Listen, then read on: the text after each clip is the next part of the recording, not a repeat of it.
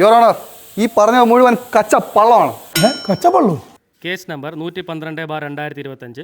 ബാറിന്റെ മുൻപിൽ അടിപിടി കേസുണ്ടാക്കിയ പ്രതികൾ കുന്നുംപുറം രമണൻ, വാഴത്തോപ്പിൽ സുഗുണൻ ഹാജരുണ്ടോ? ഫോൺ എടുക്കടാ, ഒന്ന് ഫോൺ എടുക്കടാ, ഫോൺ എടുക്ക്. ഹലോ, സുരേന്ദ്രനാടേ. സുരേന്ദ്ര, തേങ്ങ ഒരു കാര്യം ചെയ്യും. നീ തേങ്ങ എല്ലാം അവിടെ കൂട്ടി പോയി.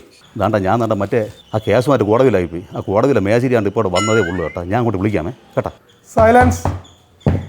ഫോണിങ് വാങ്ങിച്ചേ.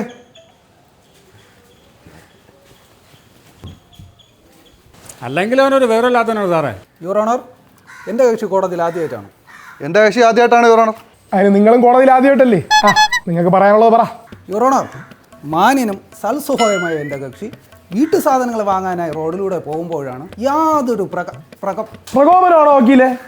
അത് തന്നെ സാറേ. അതില്ലാതെ എൻ്റെ കക്ഷി സുഗുണനെ എതിർ കക്ഷി രമണൻ റോഡിലിട്ട് വലിച്ചിഴച്ചു, ചവിട്ടി മർദ്ദിക്കുകയും ചെയ്തു. അതുകൂടാതെ എൻ്റെ കക്ഷിയെ കൊല്ലാൻ പരിശ്രമിച്ചു. അതിനാൽ എതിർ കക്ഷി രമണനെ തൂക്കിക്കൊല്ലാൻ വിധിക്കണമെന്ന് ഞാൻ അപേക്ഷിക്കുന്നു. That's all your honour. അത്രയ്ക്കൊക്കെ വേണോ വക്കീലേ? ഞാൻ നോക്കിക്കോളാം കേട്ടാ. ഇനി രമണന്റെ വക്കീലിന് എന്താണ് പറയാനുള്ളത്? യുവർ ഓണർ, ഈ പറഞ്ഞ മുഴുവൻ കച്ചപ്പള്ളമാണ്.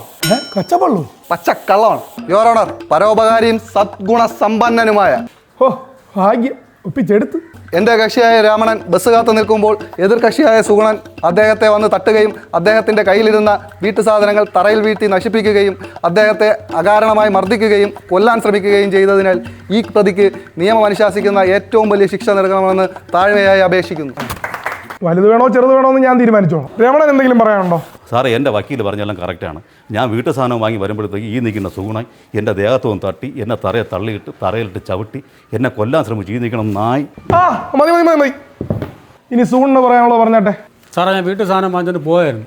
അറിയാതെ അവൻ തട്ടിപ്പോയി. എന്നെ വന്ന് തറയിലിട്ട് ഇടിക്കുകയും മർദ്ദിക്കുകയും ചെയ്യും. ചാവാത്ത അതുകൊണ്ട് ഈ മതി മതി. ഇപ്പം ഏകദേശം എല്ലാം മനസ്സിലായി. അപ്പോൾ ഇതിൻ്റെ വിധി ഞാൻ പറയുകയാണ്. ഈ കേസിലെ പ്രതികൾ ഇന്ന് ആരോപിക്കപ്പെട്ട കുന്നുംപുറം രമണനും വാഴത്തോപ്പിൽ സുഗുണനും 10,000 രൂപ പിഴയൊടുക്കുവാൻ ഈ കോടതി വിധിച്ചിരിക്കുന്നു. വലിയ ഉപകാരം സാറേ. ഈ പൈസ ഇപ്പം തന്നെ കിട്ടൂ. എൻ്റെ മൊബൈലോട്ട് അയച്ചിരുന്നാലും മതി കേട്ടോ. ഏത് പൈസ? സാർ ഇപ്പോൾ തരാമെന്ന് പറഞ്ഞാൽ 10,000 രൂപ. എൻ്റെ എന്തെങ്കിലും ഗൂഗിൾ പേ ഒന്നും ഇല്ല. ഉള്ളത് എൻ്റെ കൈ തന്നാൽ മതി. അല്ലെങ്കിൽ എവിടെയെന്ന് പറഞ്ഞാൽ ഞാൻ വന്ന് വാങ്ങിച്ചോളാം. ഇതിലേക്ക് വിളിച്ചോണ്ട് പോണേ. ഇല്ല, എല്ലാത്തിനെയും പിടിച്ച്